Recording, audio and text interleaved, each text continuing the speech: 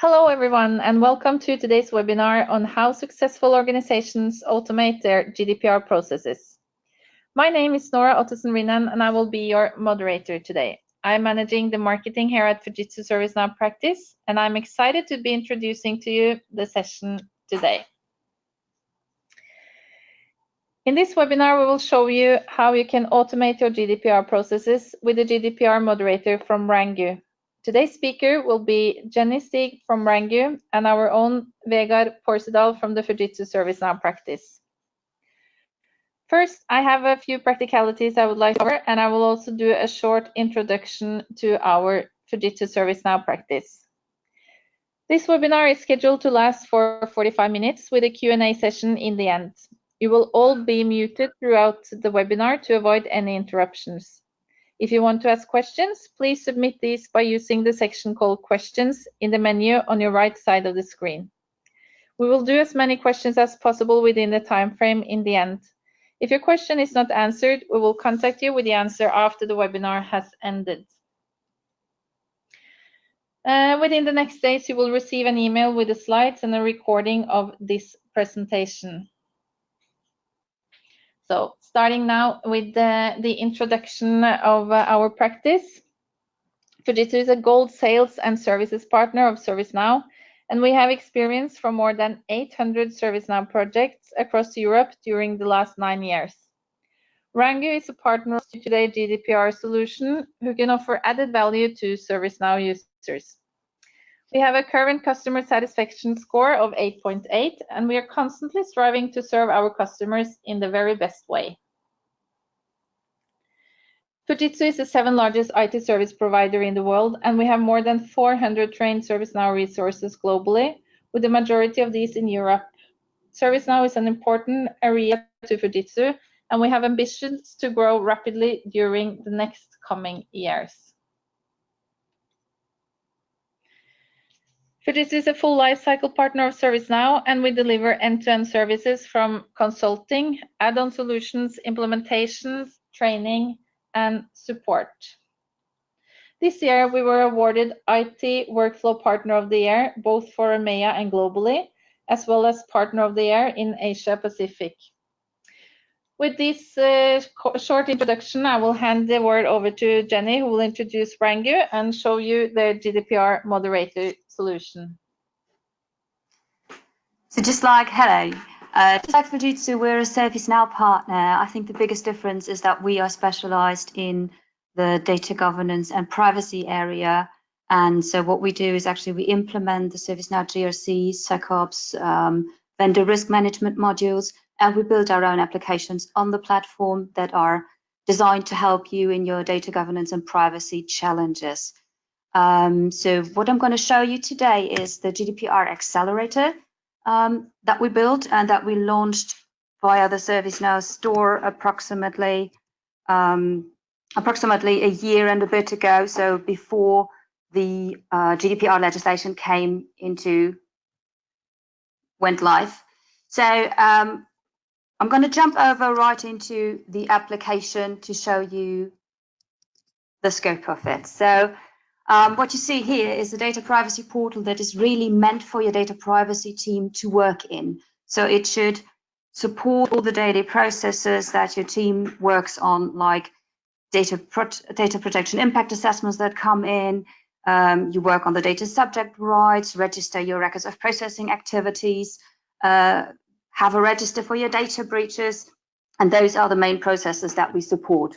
All of that is built on the ServiceNow platform, which means that it seamlessly integrates with all the other modules of ServiceNow, meaning that we use some of the core data and leverage that core data that you already have in your platform, and we enhance it really with the processes that support the GDPR legislation. So what you're seeing is the data privacy portal, and first of all, I'm going to show you the dashboard that gives you an overview actually of the state of the GDPR processes that you have at the moment in your organization. So it shows you how many data subjects requests you have, for example, but also, is there anything I need to do on my records of processing activities? Do I have active data breaches? What about my personal assets? So it can just show you that one overview. The other thing we offer in the application is an interactive dashboard. This one shows you an even more consolidated view of GDPR within the ServiceNow platform. So what we're doing in here is really bundling the data that comes from our GDPR accelerator together with the platform information. That means, for example, that we can show compliance with the GDPR legislation, or that we can show incidents or potential planned changes that could affect configuration items or applications that contain personal data assets. For the demo of this GDPR accelerator, what I want to do is I want to just guide you through the different processes, starting with your DPIA, as this is really the thing that should be embedded in your organization as to support privacy by design. So every new project now should start with at least a screening that can determine then if you have to run through the full DPIA assessment or not. If I'm going to start a new DPIA, it really starts the DPIA screening process. I have, for example, a new corporate credit card. It's a new project, and as you can see, because it's a platform, you can either associate it with a new project, with an existing project that is already in your ServiceNow instance, or with an existing asset, meaning a CI that is available in your CMDB. So in that case, it's a new project. You have to define your data subject type. In that case, it is something for employees, that new project. You can choose one or many. All of those choice lists are incorporated within our application, but of course, they can be configured or adjusted to the needs of your own organization. So if I choose the employee one, we'll have myself to approve it. And I have to define, so why am I starting this process? Why am I really processing the data that I'm collecting in this one? In that case, it is a service delivery. Again, it's a choice list that can be modified to the needs of your organization. Following this, there is a short screening questionnaire actually that has the ability to determine if you have to go through the full assessment or not. And this is all based on the answers that you're given. So there are two sections. One is about just the processing of data, and one is about the high risk activities that are involved in the processing of that specific data. And in that case, if you answer two or more questions of the upper part with yes, or one question of the lower part, it will advise you to perform the complete DPIA. So just to show you, I'm going to answer a few of the questions, some of them with yes or no.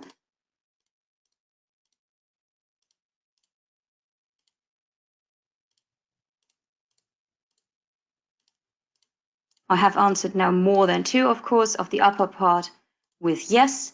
Going to answer no to all of the high risk areas. So it's not a project that will involve high risk regarding the processing of personal data, but it does process the data in such a way that a full DPIA according to the legislation should be required. So once I submit this one, you will see that that the process is started. Started with a screening, it'll go into the information flow process where, if applicable, you'd have to answer that full DPIA assessment, then go into the risk assessment, and of course, somebody has to give an approval if the DPIA has been performed correctly. So if I look at the results of the screening, it gives me the recommendation that a DPIA is required based on the following screening outcomes. So based on my answers given to those questions. As the evaluating party at that moment, so that could be, for example, your DPO, I always have the chance to say, well, from my perspective, I don't think that the DPIA is really required. So I could override that recommendation with the DPIA being not required, but of course I would have to give a justification so that in your organization at least it's captured in a consistent way for as why you haven't done a DPIA for a certain project. In that case, I'm going to support that that recommendation, and I say a full DPIA is required at that point. Once I've done that, a task is created so that a full DPIA can be performed. And I'm going to go to one that is already I've just created. Say, okay, open it. This would be information as to who this full assessment and as to who the risk evaluation would be assigned. In your organization, that would be information that is probably already predefined. It would be the risk manager who would perform the risk assessment. The information owner could be the one who is responsible, for example, for a certain type of information within your organization or within a certain part of the organization. A reviewer might be your data privacy officer, and a validation group is the group who actually reviews that full assessment, and that might be somebody from your data privacy team. And I'm going to choose to assess that one now.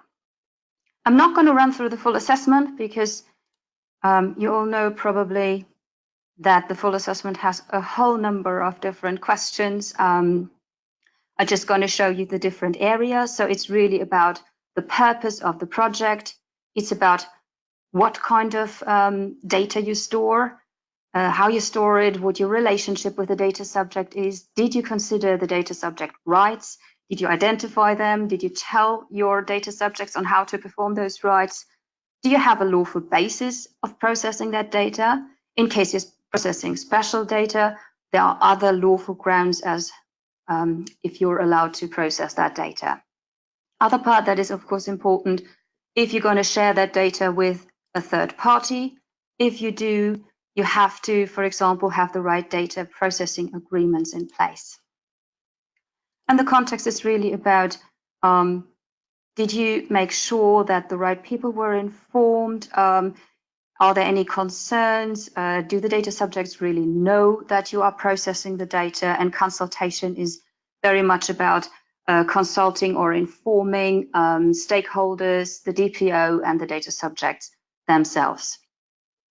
This questionnaire is also part of the GDPR Accelerator. So this is a standard DPIA questionnaire.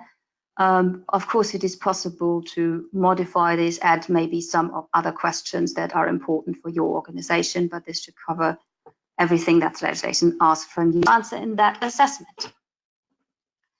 As I don't want to type everything, I'm going to go to an assessment that has already been filled in. At that stage, I'm going to submit it. And the next stage would be that validation step where somebody goes in and looks at the whole assessment and has a look at, did I answer everything correctly? Do I have any comments, for example, on answers? And at that point, there are two things happen actually in the application. Based on the answers that I have given, so this is a filled-in questionnaire now that I've done, there are certain concerns that have been created automatically. And those concerns are really just a reminder that you haven't done the things that you were supposed to do actually before you start that project. So in that case, for example, I answered the question, did I consult the DPO before starting the project, with no. And this is raised as an automatic concern because that is something, if you do the privacy by design piece, you should consult your DPO in a project like that. So the option is to have those concerns that are automatically generated based on the answers given, but you can also add concerns manually at that stage, and concerns can have different categories, and they do have their own process, and somebody has to follow up on them. So you can choose to not finalize the DPIA before concerns have been closed.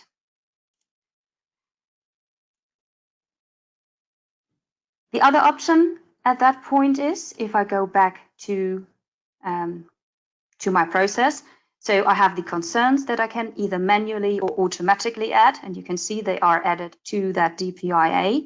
The other part is that I can add action tasks, and these are really like tasks that are assigned to, for example, to my IT organization, to tell them we're introducing a new system and I've seen that encryption is not so great. Could you please look into an alternative, for example?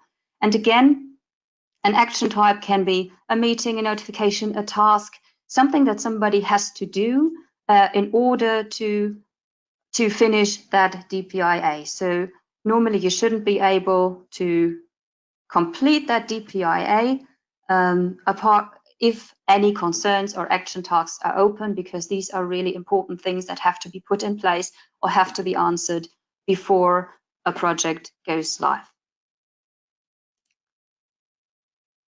Last step of the DPIA, so once you've gone through the initial screening, through the assessment, the validation stage, and all the concerns have been raised, action tasks have been sent to people, it'll go in the risk evaluation phase. And this is really the point where your privacy risk manager or your DPO would say, so what does that mean? What risk does it generate for the data subject if that data is exposed, for example? So what is the likelihood and what is the impact? And this creates, of course, a risk. And a risk has to be treated by a certain point in time. So you can describe the risk, you can provide a risk treatment. And the other option that you have, if you are using ServiceNow's risk management, you can also raise a risk in the central risk register automatically from the risk evaluation stage in the DPIA.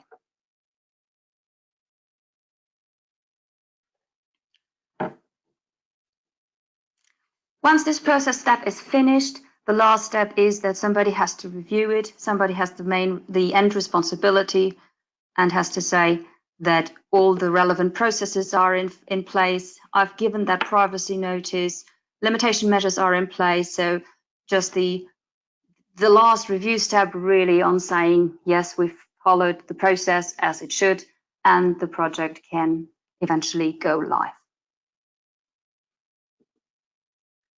So that, in very short, is the DPIA process. Once an organization has performed that DPIA, then a project is really spun up, and at a certain point, everything is put into production. And that is, of course, the point in time where you have to have a record of processing activities for to capture actually what data you are collecting, for what purpose, and so forth. So that's where the next module actually comes in place, and this is your ROPA management.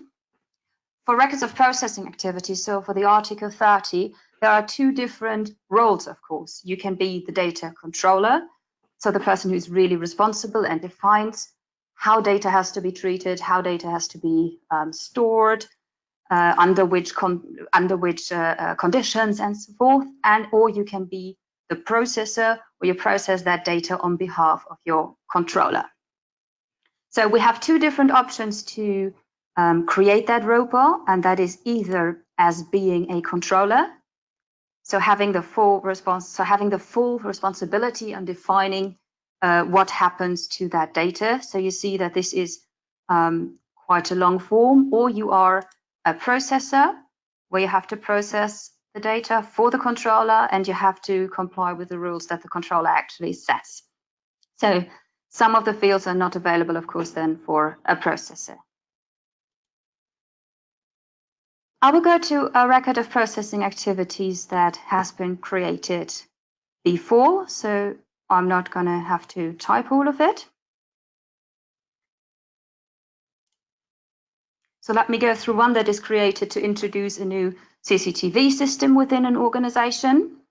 So you can see again, a record of processing activities has a process to it. So you create it in a draft stage. Somebody reviews it afterwards, and then it goes into a monitor stage, which is like a status quo where the ROPA is used. So that whole process is in use in the organization. And in that stage, it can also be triggered. For example, if something would change in your infrastructure and all of a sudden you decide to add other data items, for example, to a process, then you could put it back into the review stage. So somebody has to add new data, for example, and enhance that record of processing activities. So if I go to the different parts of the ROPA. Again, you have an activity, you have a purpose on why you process that data, and you have a data, one or many data subject types. For those data subject types, you process certain types of data, of course. Again, all of those are choice lists, so you can add several data types actually that are applicable to your organization. And some of them are marked as being special categories of personal data. So in our example, for example, biometric data is considered, or we have marked as being special category of data. That's why this checkbox is already marked. The other point is that we can now connect this record of processing activities actually to the ServiceNow CMDB. So this is where we can then choose a business service or a process that is connected to that record of processing activities. Somebody is, as I am the, somebody is, might be my controller, might be the controller. So this is the company, who is the representative. Are there any joint controllers? So for example, what you often see is that several departments or several units within an organization are joint controllers of a process, and you might want to capture that. Who is your DPO? Again, that might be information that might be auto-populated, for example, based on the country that you're located in. You might have different data protection officers per country. Next thing you have to define in your record of processing activities is the lawful basis on why you process personal data. Again, we're offering choice lists, and as you can see, we've chosen consent from the data subject. And consent means that I have to say a little bit about the consent. That's why this next step, for example, is created. Other options include things like a legitimate interest. And once I would choose legitimate interest, there's another step, because you have to perform that legitimate interest assessment to be able to choose that as your lawful basis of processing the data. Because I have chosen that biometric data as well as one part to process, you can see that another question actually appears, of course, because the conditions for processing that special category of data is different from just your normal lawful basis of processing data. So again, you'd have to define that one. In the consent part, it's really how did you obtain that consent? Because it could be a checkbox that somebody marked, or it could be that they signed a contract with you. So that information has to be given, but also information about the withdrawal process, because if somebody gives the consent, of course, you also have to give them the option to withdraw that consent in an easy way. Data transfer activities are really about, do you transfer that data to any processes outside your organization, any processes outside the country? And what we can do in the application is we can actually go very gradually to define where certain data is processed or transferred to. So again, we have only one data subject type, and we have defined those 3 types of data that we're transferring. So I can say that last name is actually transferred to a controller, to another controller, and what is my relationship with a controller, and is it transferred, for example, to another country? If so, you have to define the country and define if you have the safeguards in place to do so.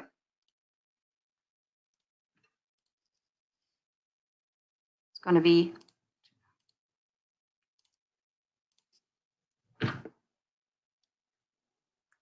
if I go back to the parent record, so to the complete ROPA, you can see that that one is actually added as a data transfer item. And the other option that we can find at that point are storage and retention rules. So this one goes much more into your own CMDB actually. So you're defining where, on which configuration item actually that specific data type is processed. So in that case, I can say my first name is processed on a certain CI within my CMDB, and I could add, if I have them, my retention and erasure details. This gives me really the option to know very gradually on where data is stored and processed within my organization. So these were the data transfer and the security tab, where you can really define where the data goes on an individual data item basis. Last but not least is just the record management bit, and this is really who's going to review that record of processing activities. In that case, I've chosen the data privacy team. Once it is filled in, it can be saved and it'll go into a review stage. And as I said, after it's reviewed and approved, and once you don't need that process anymore, you can retire the record of processing activities, but you will always have, of course, that archive of what kind of ropers did you have. Of course, it also gives you, as it's all stored on the platform, an overview of all records of processing activities that you have within your organization.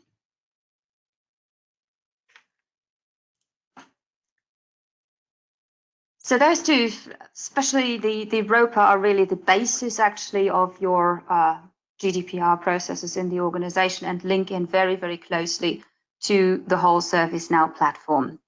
I just want to touch briefly the data breach register and the data subject rights. So the data breach register is really, it is not like a security operations module where you would triage something that happened in your organization. It is really meant to provide you that overview of what is going on in your organization. Did we have any data breaches? Did they contain any personal data? So was any personal data compromised? And it can also help you to stay within the timelines, because for a data breach, once it's been acknowledged as being a GDPR related data breach, so personal data has been compromised, unfortunately, you only have 72 hours time to inform the right people. So we have an SLA, of course, that starts at the moment you acknowledge that it is a data breach, and it will send out notifications so your team is aware. And this data breach register really gives you the option to capture all the data that you need to eventually report to the authorities and that you need to capture within your organization. So one thing is, of course, you have to decide, is there any personal data that has been compromised really? Because it might be, in my case, I found bank account information on a printer. It might be it's publicly known information, or it might be information that is out of date and not applicable anymore. So the other thing is, when did you really become aware of it? Because it might be that I registered it now, but already was aware about it yesterday. And of course, there are different channels that you can be alarmed of it. It can be an external source, an internal source. Maybe you got aware about the potential data breach through media, or one of your data processors told you. So going through that process, it's a process that has to be super fast, of course. So what we see very often is at customers that if a data breach really occurs, everybody has to go in a room. You have a war room, you have legal there, you have management, you might have PR. So all different kinds of people are actually involved in a potential data breach. What we do in the process is we capture actually all that information about how many individuals are affected by that, what type of data did breach, how many records are there, why did it occur, does it have a geographical reach, for example, what is the impact really, is it a confidentiality breach, is it availability of data, are there any risks to the individuals regarding their rights and freedoms, and do we have to report about it? And only then you have to decide actually if you have to inform, of course, the authorities. So have you done that? Have you notified the data subjects? And you can just capture all of those details in one place. The data breach register in the end, of course, gives you that full overview again, what happened in my organizations. And you can see if you had high risk data breaches, for example, within your organization. So in that case, yes, we did have one high risk one, and you will be alarmed if you're not in time responding to them.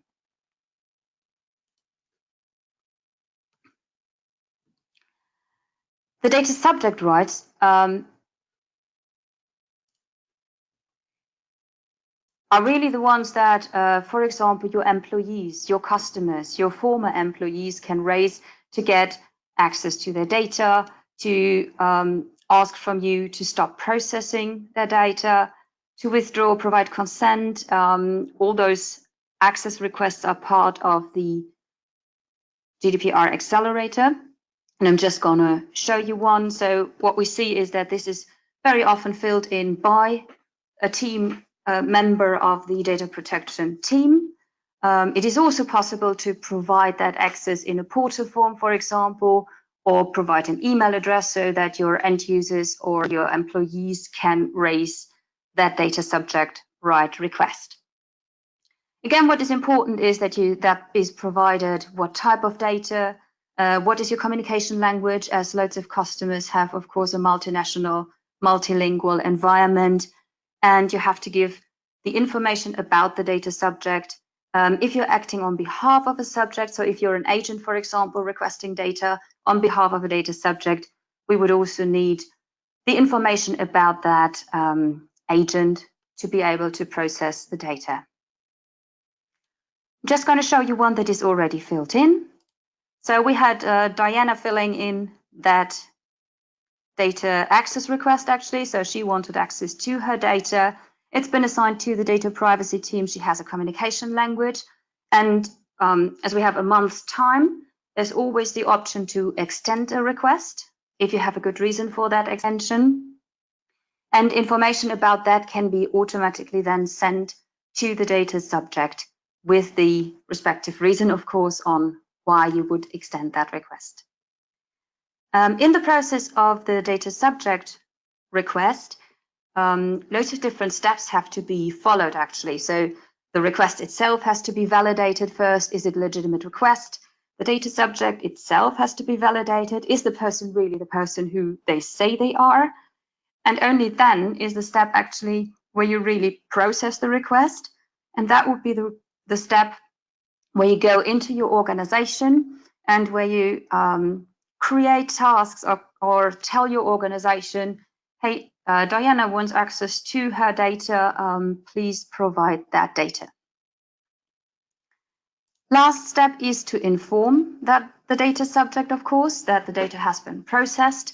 And again, this can be done in their preferred language. So we have the option to communicate through email directly from the data subject request. And that one can be based on different email templates that can be in the language of the data subject.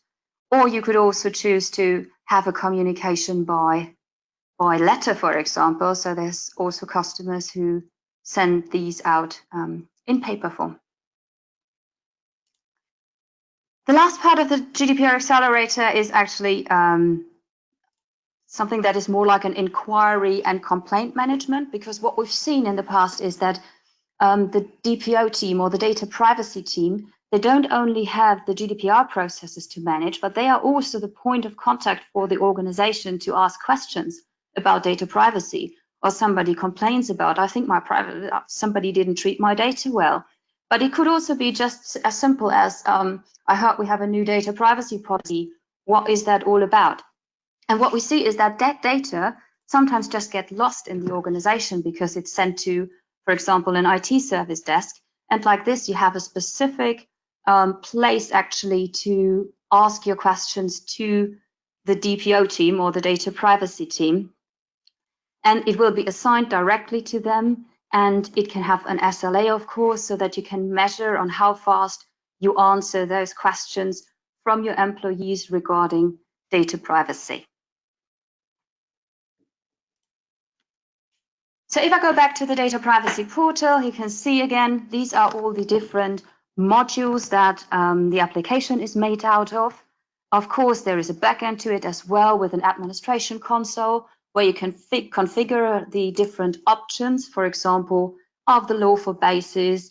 Yeah, all of that together gives you the overview actually to be able to run the processes, report on the processes, leverage the data that you already have in ServiceNow, and really embed those processes in your day-to-day day-to-day business.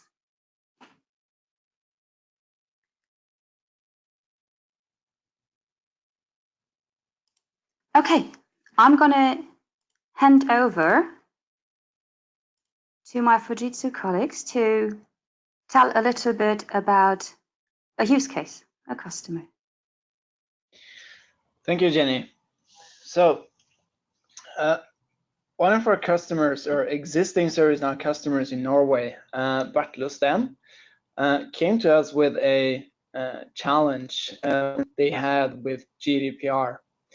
As you can see, Bertelostem is a automotive importer, and they also own a lot of car dealership, and they have a lot of customers as well of cars, vans, trucks, buses. They also import other stuff, but as you can see, their challenge was that they knew they had to do something in order to process everything related to GDPR and the articles, but it was very unclear for them how system support for that was supposed to be created. And that is when we proposed to them that they can use the GDPR accelerator by our partner Rangu, because it's not only for Bertelostem but also for other customers that they seem to know that they need to do something in order to become compliant with the rules, but it's difficult to figure out in which system and how those processes are supposed to be conducted. Now, the GDPR accelerator sort of, to an extent, dictates how you can do that in a proper way. And part of the challenge was also to figure out which of these solutions were most cost efficient. Now, the reason our customers comes to us is because we deliver ServiceNow from before, and their question is, should we, or their first question is always, can we build something in ServiceNow that can handle the GDPR processes? And our question is, sure, but from a cost perspective and benefit perspective, it's better with the GDPR accelerator, because you don't have to spend so much time trying to figure out all the requirements, because they are, for this case in Bertelostem, those were very vague. And they did not know exactly how they should define the processes with all the technical requirements, what fields are created, and also the process requirements. How do we handle all of this? They have also done some previous efforts with other external consultancy companies, for example, record of processing activities. And all of those initiatives basically stranded because they ended up with some stale Excel sheets that were outdated almost as soon as they were saved. And they start to distribute it, send it around, it creates it's a mess. So our solution was to do an assessment workshop with them to clarify the scope and evaluate advantages, and also see where did they want to end up with this. And we did several workshops, and in the end, we figured out that the GDPR accelerator was best suited for their requirements. That was a mutual discovery between us and Bertelostem. We decided to implement the SAR, ROPA, DPIA, and data breach processes. We chose to separate it into two phases just so that the organization could handle this, because doing all four at once was a bit comprehensive for them. So I think we started with ROPA and subject access request, and in the second phase, which is about to start very soon, we'll do DPIA and data breach. Another thing that was important to Bertelostem was that they were allowed to install the entire application on their existing ServiceNow instance for a 30-day trial. This allowed us to walk through the application with them and further confirm that this covered the requirements. Now, some of the benefits, and we've spent extensive amount of time comparing custom development in ServiceNow versus the GDPR accelerator and other solutions as well. And this is not unique for Bertelostan, but it's a general argument that we use for all our customers, that the GDPR accelerator will shorten the time to market for complete processes to handle GDPR cases. It has a lower maintenance cost and actually no development cost, because it's a complete application that is installed from the ServiceNow store, meaning it's certified by ServiceNow as well. We basically install it and configure it. They also commit to introduce new and improved functionality, and they will release it in the same cycle as ServiceNow, meaning 2 times a year. It supports all the relevant GDPR articles. This is also documented in Rangu's material. It provides high transparency and insight in the GDPR processes, as you could see from Jenny's excellent demo. You can also integrate some of these with other ServiceNow products or existing processes that customers already have in ServiceNow. Jenny mentioned GRC, security operations. You also have links to CMDB and business service portfolio, just to mention a few. Lastly, you have increased cost efficiency of implementation, usage, and maintenance. Great. Thank you, Vegard. And this was all we had for you today. I can see that we are running out of time, but maybe we have, there's one question here. If you are okay with that, Jenny, if I can ask you one question. Sure. The question is, does the solution support multi-language? Yeah, it's the same as the ServiceNow platform, so it has all the capabilities to support multiple languages. And I think I mentioned in the demo as well that we also now support, for example, communication with the data subjects in different languages through different templates. Okay, perfect. Thank you very much. Can you please take the next slide there? Yeah. So this was all for today. I hope you all found this session useful. As already said in the beginning, you will receive an email with link to the presentation and also the recording of the webinar. If you want to get in touch with us regarding the GDPR moderator from Rangu, please feel free to contact us. And we frequently host webinars related to the ServiceNow platform, so make sure you follow us on LinkedIn to get the updates, or visit our website where you can sign up for our newsletter. I will end this webinar today by wishing you all a great afternoon. Thank you very much. Thank you, everybody. Bye-bye.